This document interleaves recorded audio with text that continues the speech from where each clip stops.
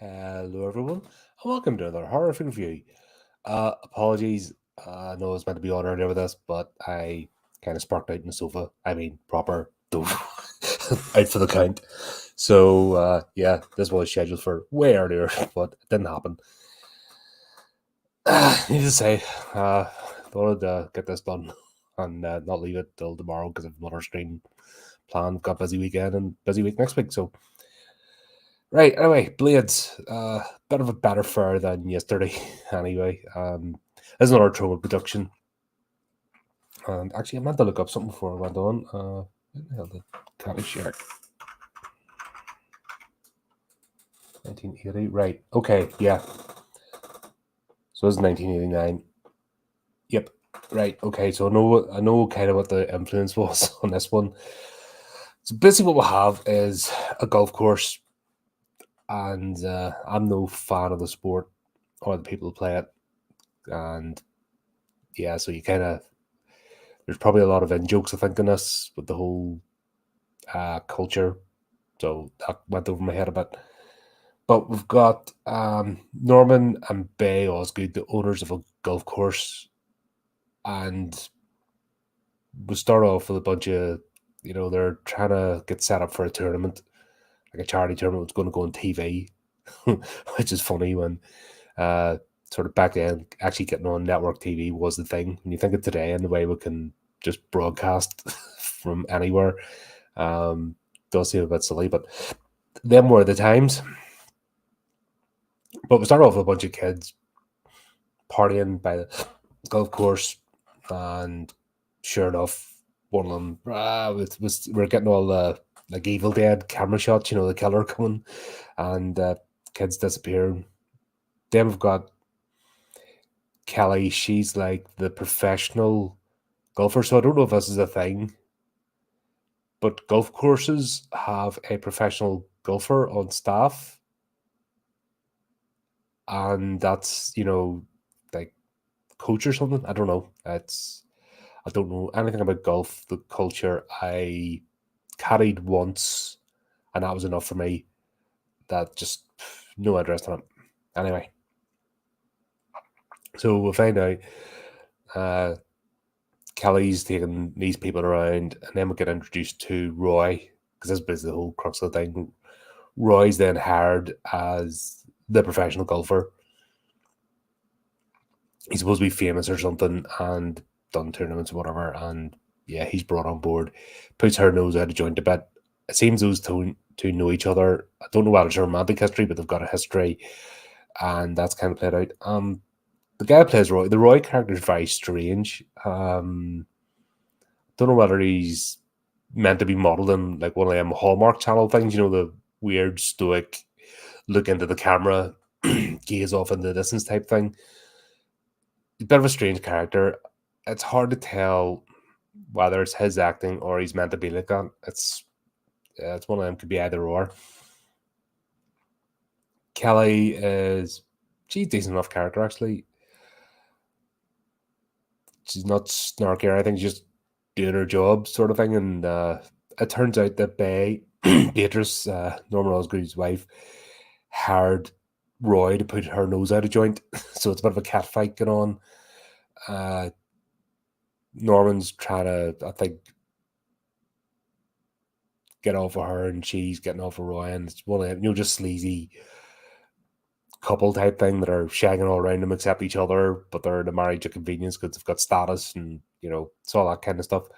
But the thing is, they discover the first bunch of bodies, and it's all like, oh right, can we get these taken care of because we don't want to interrupt the tournament? And then the police inspector, God, who's he? Anyway, him, yeah, the chief. Their chief of police is like, yeah, we'll take care of it, and they just bung the body in the back, don't investigate. So where this is kind of different, it's the likes of like Sergeant Kabuki Man and the Toxic Avenger lean into the daftness. That's where they have their magic. They kind of lean into the ridiculousness of it. This is kind of trying to play it straight with that then. So I don't know what's going on with this one, but they're sort of holding back. And when they hold back, then the comedy isn't really coming forward. It's very stunted. So it's like they're right, we gotta do it funny. Oh, it's a funny, haha. And it's like the cast are going through the motions. If that makes sense. Bit disappointing. Like, okay, I enjoyed the movie. Like, it's popcorn flick. You just watch it, switch your brain over a bit, have a bit of a laugh at the ridiculousness. The problem is that because they're trying to play it straight or they're restrained in their normal performances, it's not landing. Plus, this is like an hour, 40 minutes long. Like, this is nearly 2 hours of a movie. And you're like, why does it have to be this long? Like, essentially, it's a slasher. And it's taken its like sort of inspiration for like the Caddyshack.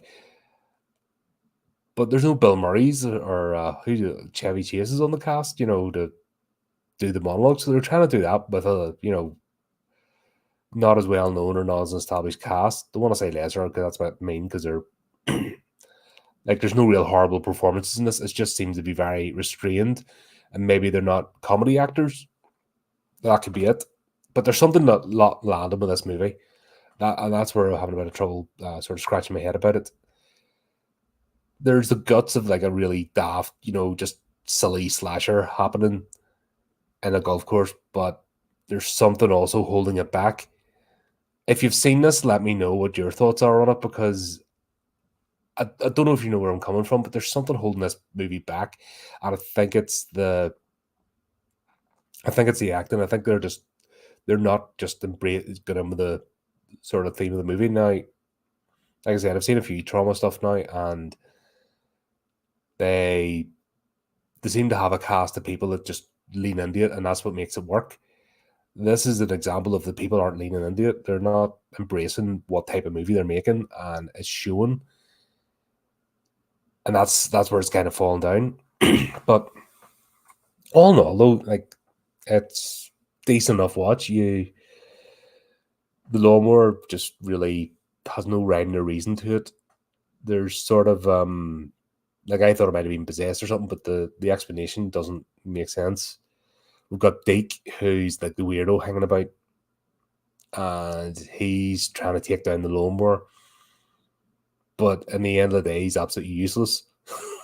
He's not really like they built him up as a sort of protagonist, the lore master of the thing, and he's not really. He doesn't land either. And even the way they set it up, when they go hunting for the lawnmower, it just didn't work. And I don't know why. Like all the elements were there, but it just didn't execute properly. But frustrating, to be honest, because you're like waiting for the good bit to happen, if that makes sense. And it just kind of meanders along at the same pace. The guys that play the caddies, the guys in the groundskeeper, he was the best character in this, to be honest. He takes pride in his golf course, and he's devastated that there's blood and bodies and stuff messing up his lawn. I actually thought it was him at the start. I thought it was him controlling the lawnmower and maybe going after people that like the kids were partying. So they were they had campfire stuff on the golf course, so that's why the lawnmower went after them. That wasn't that. The ones that like they're just the random punters in the golf course aren't doing anything, so there's no reason why they're being selected. So there you go. That's out the window. Yeah, the sort of side characters in this that aren't meant to be the main ones are better. Like the morgue attendant's a great character. That's the sort of trauma, people that are getting into it. But the main cast are the ones that let this down. The ones that are actually meant to be driving the story just, doesn't happen. So when you don't have that, then you have to rely on the story. And the story really doesn't make sense. The lawnmower's just going about, but have it possessed or have somebody controlling it, have a reason, make it revenge or something. Just Deke's father encountered it and he died, and that's why Deke's after it, but there's no explanation for the lawnmower. So you've no story to follow. You've just got that they're trying to do this tournament, and then when the tournament happens, that's when the lawnmower reveals itself. Yeah, and that's really it. It's not a Disappointing entry, if I'm honest. It could have. I don't know what they were trying to do different here. They're definitely trying a new formula or something. They were trying to make this not like the rest of the movies, and yeah, it worked in that respect, but it just didn't work as a comedy. You're not on board. The laughs are forced. You feel like, yeah, oh right, that's a bit, haha, but you're not invested in it. But there you go. That's a short one. Just thought I'd get this review done. Sort of messed it. Yeah, check it out. Let me know what you think. Links in the description, all that good stuff. I'm genuinely scratching my head at it. That's where I kind of leave it. There's something not there. They're missing part of the formula, and it didn't land. And that's a tricky thing with comedy. It has to land. You have to kind of, I don't know, get the beats right, and there's a lot to go into it. And I'm not saying comedy's easy, but these guys have experience. They know what they're doing. So I don't know what happened here. But there you go. There's that. Wasn't horrendous. Like, it's a watch. You can sit and watch it. If it had a shave 20, 25 minutes off this, they would have got more bang for their buck, I think. The fact that it's so long as well just makes it, you're like, come on, we're getting somewhere now. There's a lot of meandering along for no reason. But there you go. And yeah, the effects were the effects. They're just cheesy, daft. But like I said, the only way you get away with that is if the storyline, the comedy's good. So you're not really, you're just going, okay, right, see what this is. Anyway, there you go. I'll leave it there.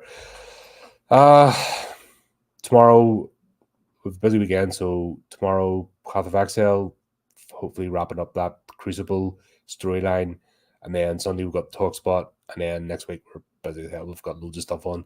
So just season 6, keep up the channel, do the type of things. Until next time, keep it creepy, keep it horrific.